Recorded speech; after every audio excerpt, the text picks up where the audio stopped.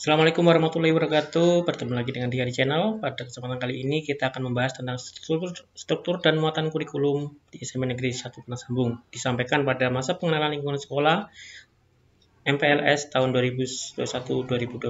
Izinkan nama saya Dan Arianto dari Perempu Pabrik Etika Karangsari Kebumen. Email saya putradian@gmail.com. Filosofi kurikulum 2013. Pendidikan berakar pada budaya bangsa untuk membangun kehidupan bangsa masa kini dan masa mendatang. Peserta didik adalah pewaris budaya bangsa yang kreatif. Pendidikan ditujukan untuk mengembangkan kecerdasan intelektual dan kecemerlangan akademik melalui pendidikan disiplin ilmu. Pendidikan untuk membangun kehidupan masa kini dan masa depan. Kurikulum 2013 dikembangkan atas dasar adanya kebutuhan memenuhi tuntutan perwujudan konsepsi pendidikan yang bersumbu pada perkembangan peserta didik. Kurikulum 2013 dikembangkan atas teori pendidikan berdasarkan standar atau standard based education dan teori kurikulum berbasis kompetensi atau competency based kurikulum. Landasan yuridis kurikulum 2013, Undang-Undang Dasar Negara Republik Indonesia tahun 1945, Undang-Undang Nomor 20 tahun 2003 tentang Sistem Pendidikan Nasional, Undang-Undang Nomor 17 tahun 2005 tentang Rencana Pembangunan Jangka Panjang Nasional, Peraturan Pemerintah Nomor 19 tahun 2005 tentang Standar Nasional Pendidikan sebagaimana telah diubah dengan Peraturan Pemerintah Nomor 32 tahun 2013. Struktur kurikulum di SMP Negeri 1 Karangsambung yang pertama berdasar standar kompetensi lulusan atau SKL serta kerangka dasar dan struktur kurikulum SMP meliputi kompetensi inti dan mata pelajaran. Mata pelajaran kelompok A adalah kelompok mata pelajaran yang kontennya dikembangkan oleh pusat. Sedangkan mata pelajaran kelompok B yang terdiri atas mata pelajaran seni budaya, pendidikan jasmani, olahraga dan kesehatan, dan informatika. Standar kompetensi lulusan SMP. Dimensi sikap memiliki perilaku yang mencerminkan sikap, beriman dan bertakwa kepada Tuhan Yang Maha Esa, berkarakter jujur, peduli, bertanggung jawab, pembelajaran sejati sepanjang hayat, dan sehat jasmani dan rohani, sesuai dengan perkembangan anak di lingkungan keluarga, sekolah, masyarakat, dan lingkungan alam sekitar, bangsa, negara, dan kawasan regional. Dimensi pengetahuan memiliki pengetahuan faktual, konseptual, prosedural, dan metakognitif pada tingkat teknis dan spesifik berkenaan dengan ilmu pengetahuan, teknologi, seni, dan budaya. Istilah pengetahuan faktual adalah pengetahuan teknis dan spesifik tingkat sederhana berkenaan dengan ilmu pengetahuan, teknologi, seni, dan budaya terkait masyarakat dan lingkungan alam sekitar, bangsa, negara, dan kawasan regional. Konseptual merupakan terminologi atau istilah dan klasifikasi, kategori, prinsip, generalisasi, dan teori. Prosedural, pengetahuan tentang cara melakukan sesuatu atau kegiatan yang terkait dengan pengetahuan teknis, spesifik, algoritma, metode. Metakognitif, pengetahuan tentang kekuatan dan kelemahan diri sendiri dan menggunakannya dalam mempelajari pengetahuan. Mampu mengaitkan pengetahuan di atas dalam konteks diri sendiri, keluarga, sekolah, masyarakat, dan lingkungan alam sekitar, bangsa, negara, dan kawasan regional.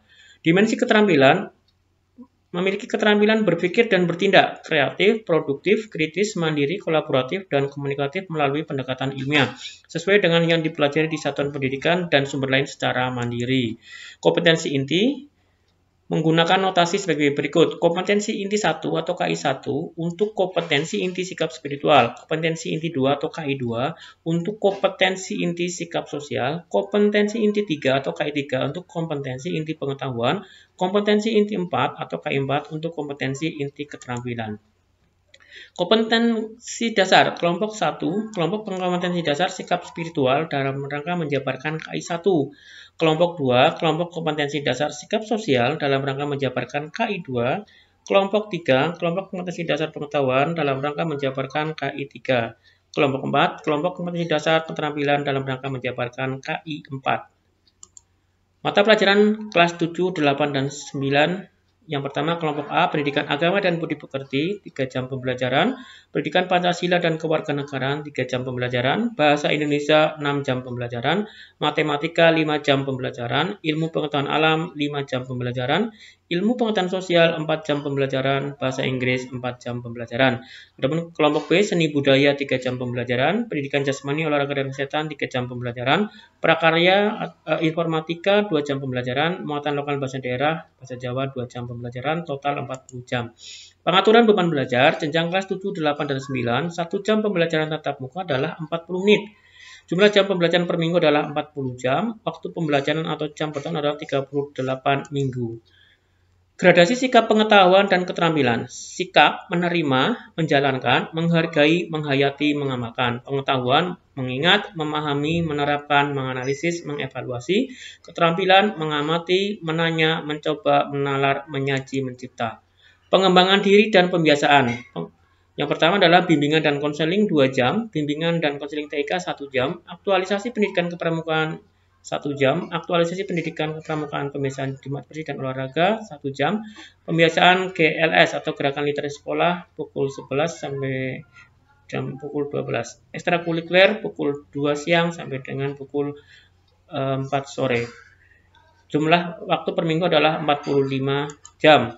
Komponen layanan bimbingan dan konseling, terdapat layanan orientasi, layanan informasi, layanan penempatan dan penyaluran, layanan penguasaan konten, layanan konseling perseorangan, layanan bimbingan kelompok, layanan konseling kelompok, layanan konsultasi, layanan mediasi, dan layanan advokasi. Prosedur penilaian proses dan hasil belajar di SMA Negeri 1 Karangsambung yang pertama adalah penilaian oleh pendidik. Penilaian proses dan hasil pembelajaran pada aspek kompetensi sikap, pengetahuan, dan keterampilan yang dilaksanakan dalam bentuk penilaian harian dan penilaian tengah semester.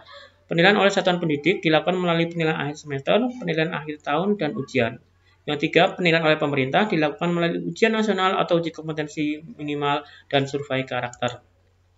Kriteria ketuntasan minimum untuk kelas 7, 8, dan 9 adalah 72 dengan nilai 91-100 predikatnya A, keterangannya sangat baik, 81-90 predikatnya B, keterangan baik, 72-82 predikat C, keterangan cukup, di bawah 72 predikatnya D, keterangannya kurang. Adapun untuk syarat kenaikan kelas, yang pertama, menyelesaikan seluruh program pembelajaran dalam 2 semester pada tahun yang diikuti. 2. Deskripsi sikap baik sesuai dengan kriteria yang ditetapkan oleh satuan pendidikan. 3.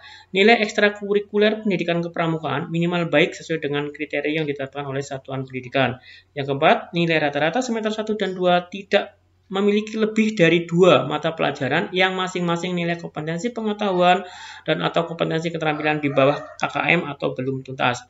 Yang kelima, seorang peserta didik naik kelas atau tidak didasarkan pada hasil rapat pleno Dewan Guru dengan mempertimbangkan kebijakan sekolah. Ketidakhadiran maksimal 15% dari hari efektif tanpa keterangan. Yang keenam, peserta didik dinyatakan harus mengulang di kelas yang sama atau tidak naik kelas apabila A. Tidak memenuhi kriteria 1 sampai dengan 4. B. Karena alasan yang kuat, misalnya gangguan kesehatan fisik, emosi, dan mental sehingga tidak mungkin berhasil dibantu mencapai kompetensi yang ditargetkan. Adapun kelulusan kelas 9 syaratnya, yang pertama menyelesaikan seluruh program pembelajaran, yang kedua memperoleh nilai sikap atau perilaku minimal baik, dan yang ketiga batas minimal kelulusan atau passing grade nilai USBN atau US untuk aspek pengetahuan maupun keterampilan sama dengan 65. Nilai USBN atau US untuk semua mata pelajaran, aspek pengetahuan maupun keterampilan masing-masing lebih besar sama dengan 65. Mengikuti ujian nasional untuk seluruh mata pelajaran yang diujikan. Yang keenam, seorang peserta didik lulus atau tidak lulus didasarkan pada hasil rapat pleno Dewan Guru dengan mempertimbangkan kebijakan sekolah, ketidakhadiran maksimal 15% dari hari efektif tanpa keterangan. Pendidikan integrasi yang terdapat di SMA Negeri 1 Karangsambung, yang pertama pendidikan integrasi adiwiyata, pendidikan anti korupsi, pendidikan lalu lintas, pendidikan responsi gender, pendidikan kewirausahaan, penguatan pendidikan karakter, pengembangan literasi, pengembangan sekolah ramah anak, pengembangan sekolah siaga bencana, dan pendidikan sekolah sehat. Tetap semangat belajar, gantungkanlah cita-cita setinggi langit, dan gapailah dengan kerja cerdas, kerja keras, kerja ikhlas. Terima kasih. Assalamualaikum warahmatullahi wabarakatuh.